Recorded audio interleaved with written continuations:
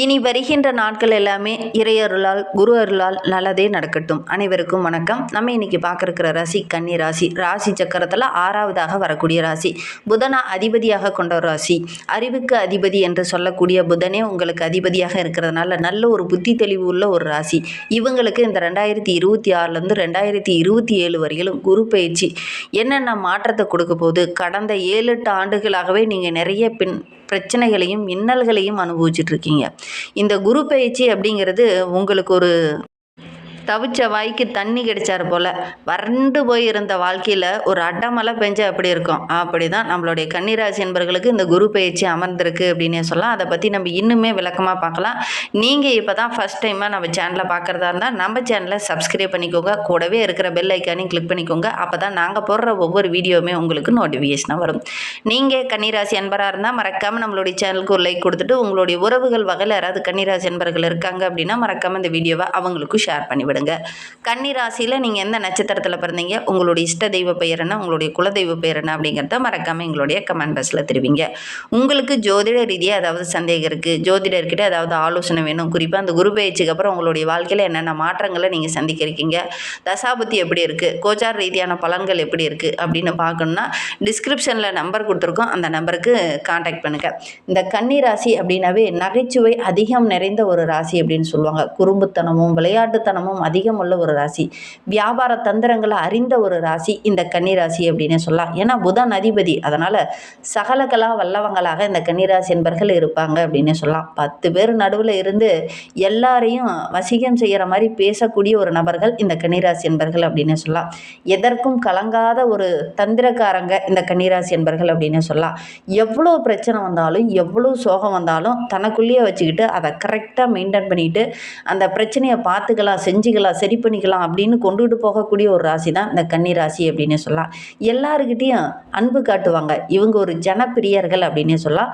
தாராள மனப்பான்மைக்கு சொந்தக்காரங்க அப்படின்னே சொல்லலாம். அதற்குன்னு தாராளமாக செலவு செய்வாங்க அப்படின்லாம் சொல்ல முடியாது. மனப்பான்மை எல்லாருக்கும் உதவணும் அப்படிங்கிற ஒரு மனப்பான்மை உங்களுக்கு இயல்பாகவே இருக்கும். ஆனால் செலவு அப்படிங்கிறது கொஞ்சம் சிக்கனமாக தான் செய்வாங்க. தேவையில்லாமல் செலவு செய்ய மாட்டாங்க இந்த கன்னிராசி என்பர்கள் அப்படின்னு சொல்லலாம். ராசி அதிபதி புதன் என்பதனால மட்டும் உங்களுடைய ஜனன ஜாதகத்தில் கெடாமல் இருந்தார் அப்படின்னா நீங்கள் ஒரு யோகசாலி, அதிர்ஷ்டசாலி அப்படின்னு சொல்லலாம். ஏன்னா இந்த ராசி காலபுருஷர்களுக்கு 6வது ராசி. உபய ராசி, பெண் ராசி, நிலத்தத்துவத்தை அடிப்படையாக கொண்ட ராசி, சாந்தமான ராசி, விவேகமான ராசி, இறுக்கமான ராசி அப்படின்லாம் இந்த ராசிக்காரங்க பெயர் எடுத்திருப்பாங்க. உண்மையா இல்லையா அப்படிங்கிறத மறக்காமல் எங்களுடைய கமெண்ட் பாக்ஸில் தெரிவிங்க.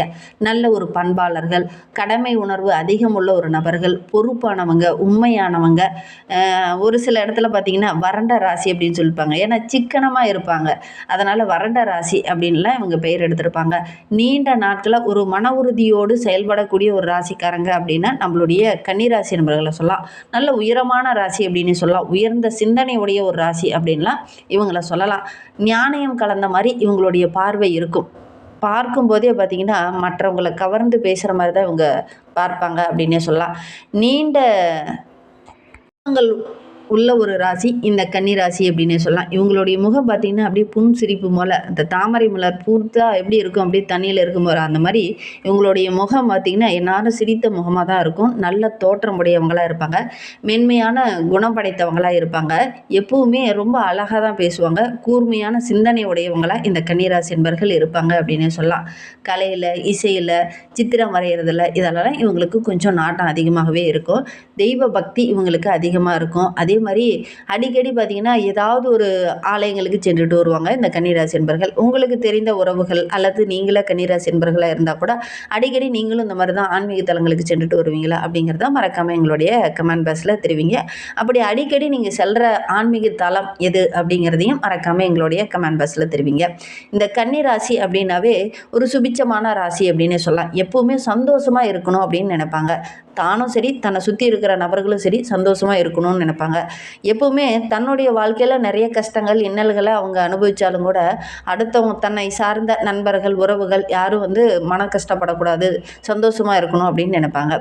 நிலம், வீடு, வண்டி வாகனம், உற்றார் உறவினர் இதெல்லாமே இவங்களுக்கு அமையறதுக்கான சாத்தியக்கூறு இருக்குது. அதே நேரத்தில் மற்றவங்களும் நல்ல ஒரு செல்வந்தராக ஆகணும் அப்படிங்கிற ஒரு உள்ள ஒரு ராசி தான் இந்த கன்னி ராசி அப்படின்னே சொல்லலாம்.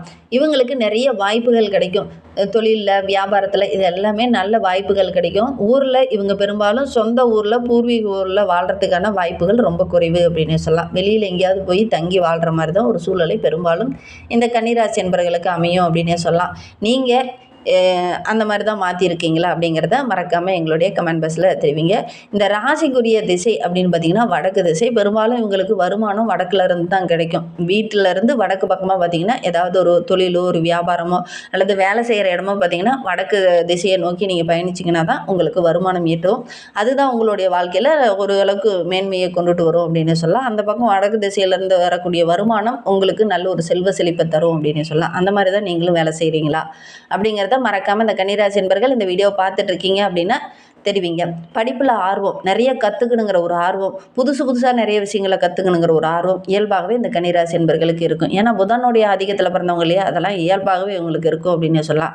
பேச்சில், செயலில் எல்லாத்துலேயுமே ரொம்ப நிதானமாக செயல்படுவாங்க. யாருடைய மனதையும் புண்படுத்த மாட்டாங்க. நல்ல ஒரு மதிநுட்பம் நிறைந்தவங்களாக இந்த கன்னிராசி என்பர்கள் இருப்பாங்க அப்படின்னு சொல்லலாம். சூழ்நிலைக்கு தகுந்தவாறு கொஞ்சம் மனநிலையை மாற்றிக்கொள்ளக்கூடியவங்களா இந்த கன்னிராசி என்பர்கள் இருப்பாங்க அப்படின்னு சொல்லலாம். ஏதோ பிறந்தோம் வாழ்ந்தோம் அப்படின்னு இல்லாமல் ஒரு லட்சியத்தோடு வாழணும் அப்படின்னு நினைப்பாங்க. சாப்பாடு கூட நல்ல சூடாக இருந்ததுன்னு கொஞ்சம் ஆசைப்பட்டு விரும்பி சாப்பிடக்கூடியவங்களாக இருப்பாங்க. இவங்களுடைய தோற்றம் பார்த்திங்கன்னா ரொம்ப இளமையான தோற்றமுடையவங்களாக இருப்பாங்க. இவங்களுடைய வயதை அவ்வளோ சீக்கிரம் கணிக்கவே முடியாது. சரி, இவங்களை பற்றி நம்ம சொல்லணும்னா நிறைய சொல்லிக்கிட்டே போகலாம். இவங்களுக்கு இந்த குரு பயிற்சிக்கு அப்புறம் என்னென்ன மாற்றங்கள் நிகழும், என்னென்ன விஷயங்கள்லாம் உங்களுக்கு சாதகமாக இருக்குது, என்னென்ன விஷயங்கள்லாம் உங்களுக்கு பாதகமாக இருக்குது அப்படிங்கிறத தொடர்ந்து இந்த வீடியோவில் விளக்கமாக சொல்லியிருக்கோம். நிச்சயமாக நல்ல ஒரு யூஸ்ஃபுல்லான வீடியோவாக தான் இந்த வீடியோ இருக்கும். அதனால் வீடியோவை கடைசி வரைக்கும் பாருங்கள். நீங்கள் இப்போ தான் ஃபஸ்ட் டைமாக நம்ம சேனலை பார்க்குறதா இருந்தால் நம்ம சேனலை மறக்காமல் சப்ஸ்கிரைப் பண்ணிக்கோங்க. இந்த கன்னி ராசிக்கு குரு பகவான் லாபஸ்தானமான 11ஆம் இடத்துல வந்து அமர்ந்திருக்கிறார். கடந்த 7-8 ஆண்டுகளாகவே நிறைய இன்னல்களையும் பிரச்சனைகளையும் உறவுகளால் நிறைய இடைஞ்சல்களையும் சந்திச்சுட்டு இருந்த நம்மளுடைய கன்னிராசி என்பவர்களுக்கு இந்த காலகட்டம் அப்படிங்கிறது லாபத்தில் குரு பகவான் வந்து அமர்ந்திருக்கிறதுனால நல்ல ஒரு வாழ்வாதாரத்தில் நல்ல ஒரு மேன்மையை நீங்கள் எதிர்பார்க்கலாம் அப்படின்னு சொல்லலாம். பொதுவாக கோச்சாரத்தில் லாபத்தில் வந்து கிரகம் வரும்போது மிகச்சிறப்பான பலன்கள் கிடைக்கும். அந்த வகையில் பார்க்கும்போது நம்மளுடைய கன்னிராசிக்கு ரொம்ப யோகமான காலகட்டம் இது அப்படின்னே சொல்லலாம். குரு பகவான் லாபத்தில் உச்சம் பெற்று அமர்றது ரொம்ப உன்மாதமான அமைப்பு. தொழிலில், வியாபாரத்தில் மறைமுகமாக ஒரு சில எதிரிகளுடைய தொல்லை இருந்தது இல்லையா, அதெல்லாம் சரியாகும். நல்ல லாபம் பெறக்கூடிய ஒரு யோகமான கிரக அமைப்பு இந்த கன்னிராசிக்கு அப்படின்னே சொல்லலாம். தொழிலில் நீங்கள் சாதிக்க போகிறீங்க. உங்களுடைய நீண்ட நாள் ஆசை, எண்ணம் இது எல்லாமே நிறைவேறும். உறவுகளால் தர முடியாத பணத்தை உங்களுடைய தைரியம் இந்த காலகட்டத்தில் பெறும். அதற்கான சந்தர்ப்பங்களும் உங்களுக்கு அமையும். கற்ற கல்வி இந்த காலகட்டத்தில் உங்களுக்கு பக்கபலமாக உதவிகரமாக இருக்கும்.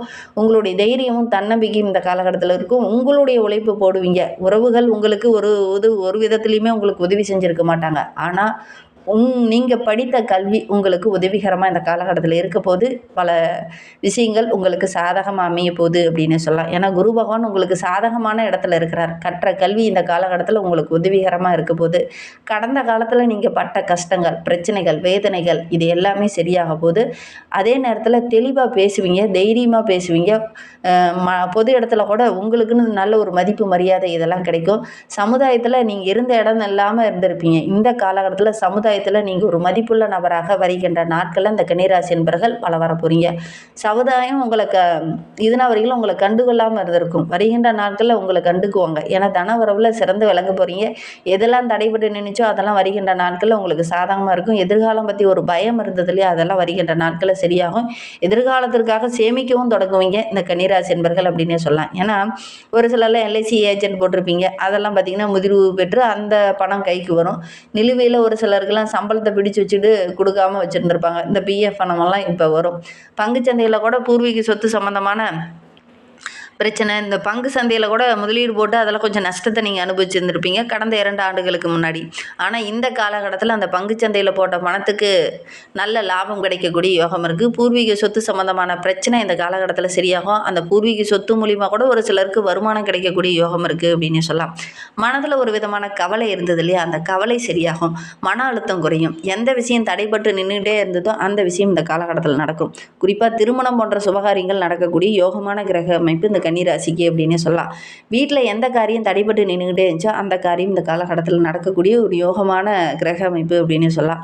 நல்ல நல்ல விஷயங்கள்லாம் உங்களுடைய கண்ணில் தென்படும். உங்களுடைய வாழ்க்கையை ஒரு முன்னேற்றமான பாதையில் நீங்கள் அடி எடுத்து வைக்க போகிறீங்க.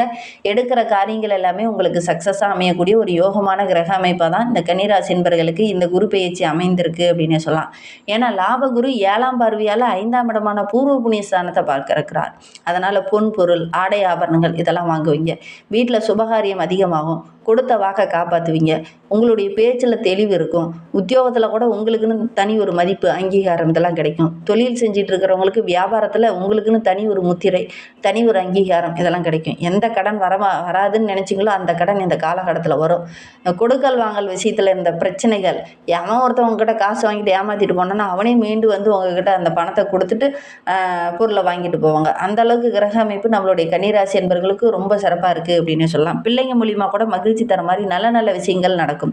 எந்த நகையை அடமானம் வச்சிங்களோ அந்த நகையை மீட்டெடுக்கக்கூடிய ஒரு கிரக அமைப்பு தான் நம்மளுடைய கன்னிராசிக்கு அப்படின்னு சொல்லலாம். அதே நேரத்தில் புது புது மாற்றங்கள் உங்களுடைய கண்ணில் தென்படும்.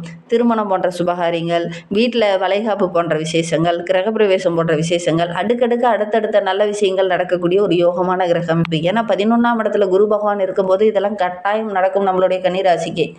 காதல் திருமணம்லாம் கைகூடி வரக்கூடிய அமைப்பு. ஏன்னா கடந்த சில ஆண்டுகளாக காதலிச்சிட்டு இருப்பீங்க, வீட்டில் போய் பெர்மிஷன் கேட்டிருப்பீங்க, அவங்க தரமாட்டேன்னு சொல்லியிருப்பாங்க. அந்த தடையெல்லாம் இந்த காலகட்டத்தில் சரியாகி காதலிச்சு இவங்களே கரம் பிடிக்கக்கூடிய ஒரு யோகமான கிரக அமைப்பு தான் நம்மளுடைய கன்னிராசிக்கு அப்படின்னு சொல்லலாம்.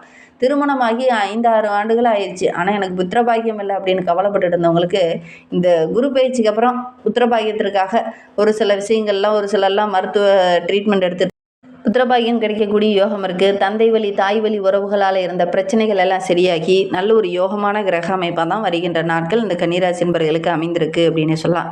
இன்னும் வாழ்க்கை ரொம்ப சிறப்பாக இருக்கணும், மகிழ்ச்சிகரமாக இருக்கணும் அப்படின்னு நினைக்கக்கூடிய கன்னிராசி என்பவர்கள் ஆன்மீக குருக்களை வழிபட்டுட்டு வாங்க. அதே நேரத்தில் உங்களுக்கு முதல்ல எழுத படிக்க கற்றுக் கொடுத்த உங்களுடைய ஆசிரியரை போய் வணங்கிட்டு வாங்க. முடிந்தால் அவங்களுக்கு ஒரு வஸ்திரமோ ஒரு இனிப்பு பொருளோ வாங்கி கொடுத்து அவங்களுடைய நல்லாசியை பெற்றுக்கோங்க. நீங்கள் எடுக்கிற காரியங்கள் எல்லாமே உங்களுக்கு மேலும் மேலும் வெற்றியை தேடித்தரும். அரசு மருத்துவமனைக்கு போனீங்க அப்படின்னா அங்கே இருக்கக்கூடிய நோயாளிகளுக்கு உங்களால் முடிந்த உதவிகளை செஞ்சுட்டு வாங்க. கண்டிப்பாக நல்ல ஒரு சாதகமான பலன் கிடைக்கும். நம்பிக்கையோடு செஞ்சு பாருங்கள். வீடியோவை முழுமையாக